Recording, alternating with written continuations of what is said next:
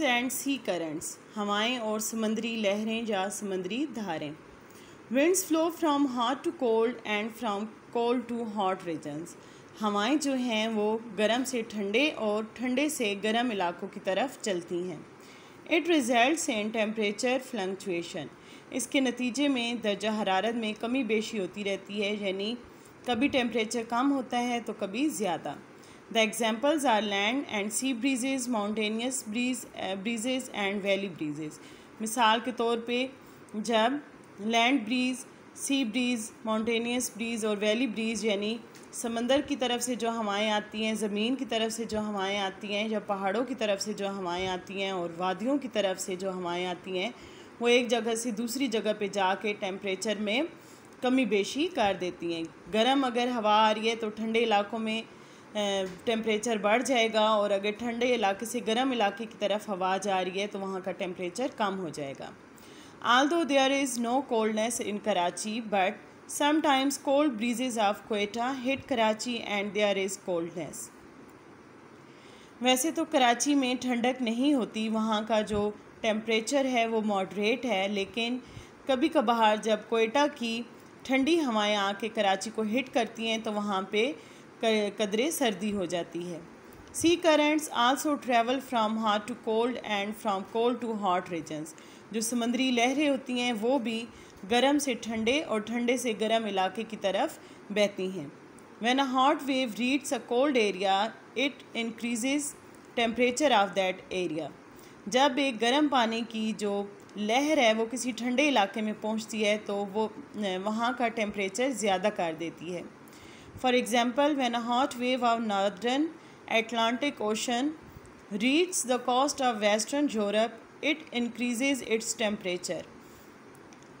मिसाल के तौर पे जब नॉर्दर्न एटलांटिक ओशन की गर्म पानी की जो लहर है वो वेस्टर्न यूरोप के साहिल के साथ जब टकराती है, वहाँ पर पहुँचती है तो वहाँ का जो टेम्परेचर है वो ज़्यादा कर देती है।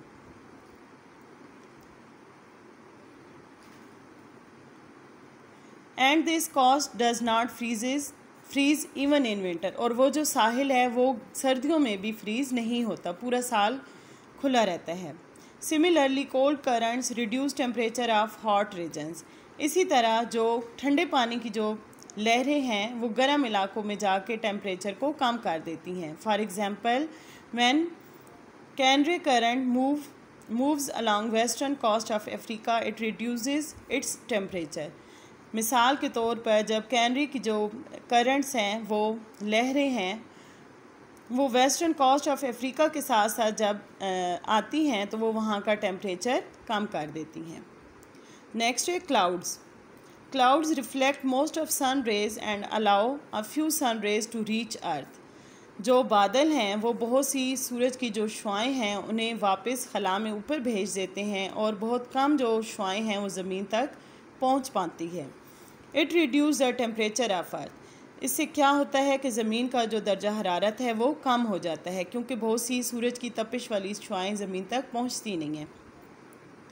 Therefore the cloudy areas have low temperature. इसी वजह से जो बादलों वाले इलाके हैं जहाँ पर बादल छाए हुए होते हैं वहाँ का दर्जा हरारत कम होता है।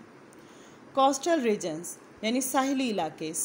Coastal regions do not become hot even if they are near equator. जो साहिली इलाके होते हैं वो गर्म नहीं होते हत्ता कि वो इक्वेटर के करीब भी हों, यानी ख़त इस्तवा जो कि गर्म तरीन इलाके होते हैं, अगर कोई कोस्टल रीजन उसके करीब भी है तो वो गर्म नहीं होगा। It is due to sea breeze. ये समंदर की हवा की वजह से है, क्योंकि समंदर की तरफ से ठंडी हवा आएगी तो वहाँ का जो कोस्टल रीजन्स हैं, साहिल के साथ साथ जो इलाके हैं, वहाँ का टेम्परेचर कम हो जाएगा। As Karachi has moderate temperature through out the year while the temperature of Lahore increase during summer and decrease during winter. जिस तरह कराची का जो दर्जा हरारत है वो पूरा साल मॉडरेट रहता है, यानी मुतदिल रहता है, दरमियाना मौसम होता है, ना गर्मी होती है ना सर्दी होती है, जबकि लाहौर का जो टेम्परेचर है वो गर्मियों में बढ़ जाता है और सर्दियों में कम हो जाता है, क्योंकि उसके पास कोई समंदर नहीं है। कराची में मॉडरेट टेम्परेचर इसलिए रहता है क्योंकि उसके पास समंदर है और वहाँ की जो सी ब्रीज़ चलती है उस वजह से कराची का टेम्परेचर मॉडरेट रहता है, और लाहौर या बाकी जो भी इलाके हैं उनका गर्मियों में टेम्परेचर बढ़ जाता है और सर्दियों में टेम्परेचर कम हो जाता है।